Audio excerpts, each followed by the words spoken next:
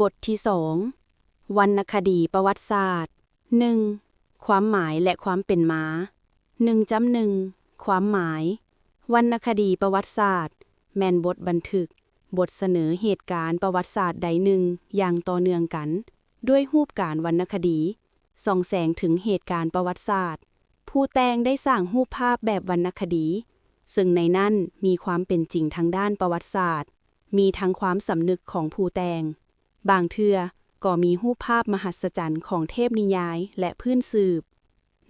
1.2 ความเป็นมา ตามการสันนิษฐานของมหาศีลาวิลวงศ์ได้ระบุไว้ว่าคำโอวาทของเจ้าฟ้างุ่มแม่นเจ้าฟ้างุ่มเป็นผู้แต่งขึ้นในระหว่างปี 1357 นิทานขุนบูลมฉบับที่ 1 แต่งโดยพระมหาเทพหลวงกับพระมหามงคุลสิทธิพร้อมด้วยสมเด็จเจ้าวิสุณราช นิทานขุนบูลมฉบับที่ 2 แต่งขึ้นในสมัยสมเด็จเจ้าไสยเศรษฐาธิราชและสมัยพระมหาแสนสุรินทร์บ่ฮู้ผู้แต่ง นิทานขุนบูลมฉบับที่ 3 แต่งขึ้นระหว่างปี 1627 พระศรีสุธาสีนาลังกา นิทานขุนบูลมฉบับที่ 4 แต่งขึ้นในสมัยสมเด็จเจ้าไสยเศรษฐาธิราชที่ 2 คือพอไซองค์เว่ 1708 นิทานขุนบูลมฉบับที่ 5 แต่งขึ้นในสมัยลาวเสียอิสรภาพให้แก่ศักดินาสยาม นอกนี้ยังมีตำนานเมืองสัว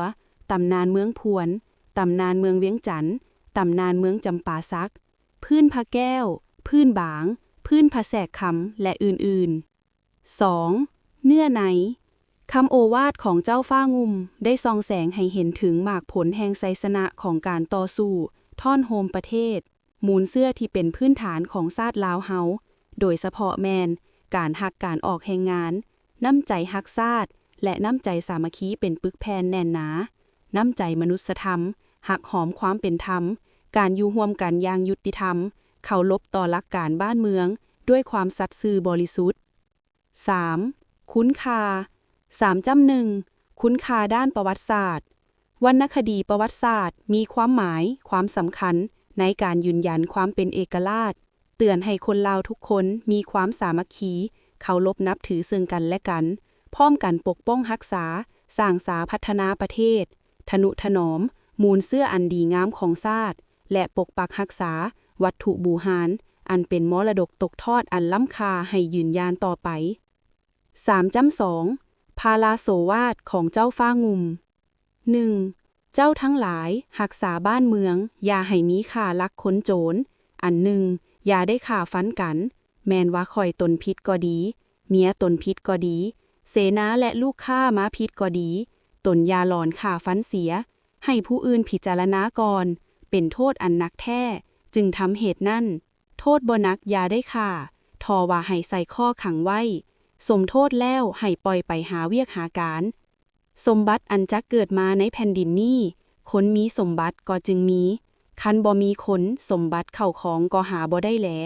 เฮาบ่ให้ฆ่าคนเพื่อดังนั้นแหล 2. อันหนึ่งเจ้าทั้งหลายอย่าผิดอย่าฆ่ากัน ให้พร้อมกันดูแลขอบบ้านขอบเมืองทั้งมวล บ้านใดเมืองใดเขาจักกระทำเบียดเบียนบ้านเมืองเฮาก็ให้เห็นแจ้ง 3. อันหนึ่ง2 เดือนใดให้คนเมื่อไหว้สาเฮาสู่บ้านสู่เมือง ให้เฮาฮู้อันห้ายอันดี 3 ปีจึงให้ตัวเจ้าทั้งหลายขึ้นไปไหว้เฮา เมื่อฮอดเสียงดงเสียงทองพุ่นแหลเฮาจึงได้บูชาแทนฟ้าคืนทั้งแทนขม แทนแตงแทนสั่ง แทนเถื่อน ทั้งเท่าเยื้อเท่าไลแม่ย้างาม แม่มด ว่าเทวดาอันรักษาผาติง และสนอู 4. อันหนึ่งเจ้าทั้งหลายอย่าเอาไผ่เมื่อเป็นข่อยไผ่ผิดกันเป็นอันนัก เป็นต้นว่ามีสู้สู่เมียทาน ให้ไหมเอาแต่5 บาท เขาหากฆ่ากันตาย เอาตัวมันแทนผู้ตายนั่น 5. อันหนึ่งไปซึกอย่าได้เอาคาหัวไผ่แต่บาทหนึ่งถึง2 บาทต่อเท่าถึงห้อยว่าเป็นคาหัวแล้ว เจ้าขุนอย่าใส่ไหมไผ่กายห้อยขึ้นไปถึง ผู้ใดยั้งไหมจักเสียหน้าตัวมันจักเอาไส้ต่างไผ่เสนอเรื่องขุนบูล้มลงมาตั้งเมืองแทน เนื้อในนิทานของขุนบูล้มมีเนื้อในเว้าถึงเหตุการณ์ประวัติศาสตร์การกำเนิดชาติลาว การสร้างเมืองล้าวบูฮานต่างๆมีเนื้อในเว้าถึงเหตุการณ์ประวัติศาสตร์เป็นต้นแมนเข้ากำเนิดชาติลาวการก่อตั้งเป็นเขตน้ำแดนดินลาวอย่างเป็นเอกฉันท์โดยอิงตามพื้นสืบที่เราต่อกันมาแต่บูฮานการเช่นการสร้างตั้งเมืองแทนของขุนบูลมการสร้างตั้งเมืองสัวของขุนล้อเกี่ยวก้อกายใส่วงกษัตริย์ลาวต่างๆจนถึงเหตุการณ์ประวัติศาสตร์ในสมัยเจ้าฟ้างุ่มซึ่งได้ยืนยันถึงความเป็นเอกราชอันสักการะบูชาของชาติลาวบนแผ่นดินลาวอันกว้างใหญ่และอุดมสมบูรณ์